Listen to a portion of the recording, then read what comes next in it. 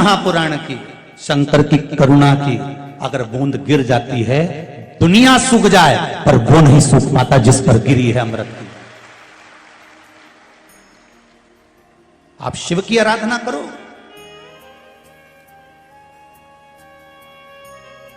अरे तुम रोज रोज मंदिर जाओगे, पशुपति व्रत करोगे, भगवान की भक्ति करोगे ना, तो पड़ोसियों की भी मुखाग्रविंद की जिब्या सूखने लगेगी। अरे बताओ, इसके यहाँ तो खूब आर्या माल, इसके यहाँ तो खूब कृपा हो रही है, बताओ बड़ी बड़ी कृपा हो रही, इसकी चोरी तो बताओ, इसके बहू के तो छोरा हो गया, इसके यहाँ तो 8 साल से औलाद नहीं थी, 6 साल से औलाद नहीं थी, इसके यहाँ तो ये बीमारी थी, फिर ठीक कैसे हो गई। अर्थात सारी दुनिया के वृक्ष सूख जाए, पर मेरा शिव की आराधना, भगवान का भजन, शंकर का स्मरण, ये सूखने नहीं देगा आपको। आपको हरा की हरा बनाकर रहेगा, ताजा की ताजा बनाकर रहेगा। अब भक्ति तो करो, भजन तो करो, स्मरण तो करो।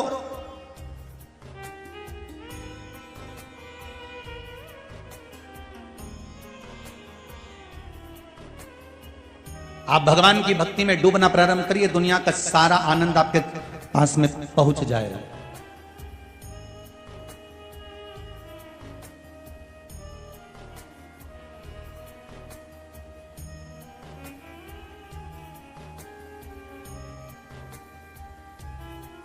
भक्ति और उस भक्ति का बल दोनों को पहचानिएगा आप जीवन।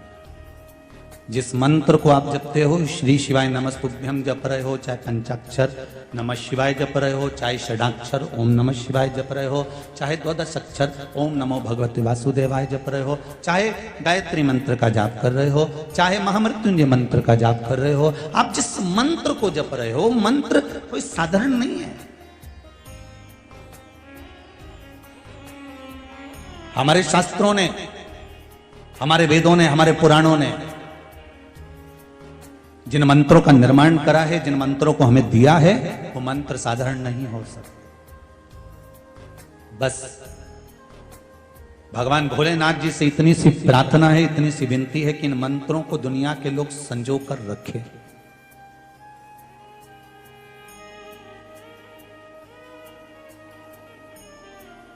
आपको एक बात कुंवरेश्वर धाम की कथा में कही थी, हमें बाबाओं के चक्कर में या महाराजों के चक्कर में नहीं पढ़ना, हमें तो एक के चक्कर में पढ़ना है, वो है देवाधिदेव महादेव। इसके सिवा में किसी से मतलब नहीं। तुम्हें सियोर वाला महाराज से भी बिल्कुल मतलब नहीं होना चाहिए।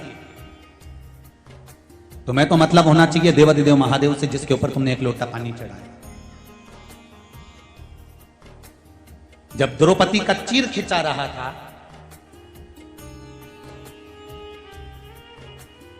जिस समय पांडव और कौरव जुआ खेलने जा रहे हैं,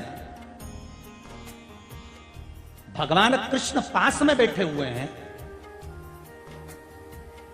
और जुए खेलने की खबर आती है युधिष्ठिर के पास में कि जुआ खेलने बुलाया गया है, चौसर खेलने बुलाया गया है।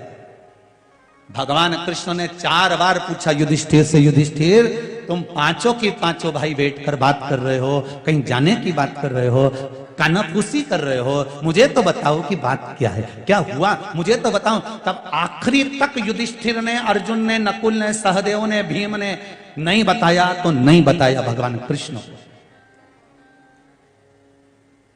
ऐसी गलती तुम मत कर जाना। समस्या सामने आकर खड़ी हो, दूसरों को बाद में बताना। पहले तुम्हारे घर में जो भोलेनाथ जी का शिवलिंग रखा हो, भले इतना सा हो, छोटा सा हो, पीतल का हो, पाषाण का हो, चाहे स्फटिक का हो, चाहे मोती का हो, चाहे मट्टी का हो, जिस कंकर को तुम पूज रहे हो शंकर मानकर, तुम जिस शिव की आराधना कर रहे हो, या जिस मंदिर में जाकर तुम एक लोटा पानी चढ़ा रहे हो, तुम्हारे जीवन में जिस दिन समस्या आकर खड़ी हो जाए, तुम पांडवों जैसी गलती मत कर जाना कि उन्होंने कृष्ण पास में था और उसको नहीं बताया, मेरा कन्हैया पास में था और उनको नहीं बताया। वो गलती तुम्हें नहीं करना। तुम्हारे पास जैसी समस्या आए, जैसी कोई विकट समस्या आकर खड़ी हो जाए, एक लोटा पानी भरना, शंकर के मंदिर चली जाना और पानी चढ़ाते चढ़ाते कह देना ये समस्या उलझ गई, मेरी यह समस्या उलझ गई है भोलेनाथ। तुम्हें सियोर वाले महाराज को फोन लगाने की जरूरत नहीं है, तुम्हें किसी के पास जाने की जरूरत नहीं है, 2 अगरबत्ती नारियल लेकर हिलने डुलने वालों के पास जाने की जरूरत नहीं है। तुमको केवल एक काम करना है, शिव के द्वार जाना है, शंकर के मंदिर जाना है, शिव की चौखट पर जाना है, भगवान शंकर को 1 लोटा पानी चढ़ाकर भगवान शंकर से बस प्रार्थना कर देना कि बाबा मेरे जीवन में ये समस्या आकर खड़ी हो गई है, मेरे जीवन में ये समस्या आ गई है और इसको आपको संभालना है, कोई दूसरा नहीं।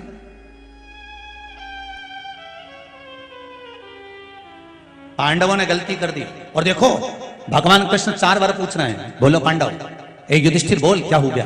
कुछ नहीं स्वामी, कुछ नहीं, कुछ नहीं। मां अपने बेटे का मुख देखकर पहचान जाती है, बाप अपने पुत्र का चेहरा देखकर पहचान जाता है कि आज कहीं घाटा खाकर आ गया है।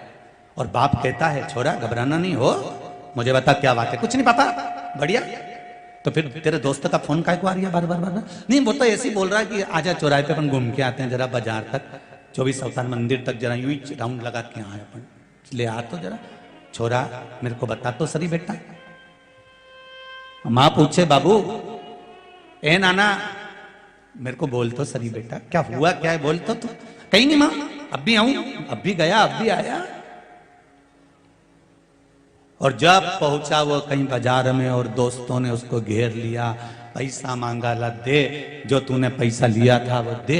अगर यही बात तू अपने पिता से और माँ से एक बार कहता तो सही। माँ कह देती छोरा ये चेन उतार के ले जा और जा पैसा देकर आ।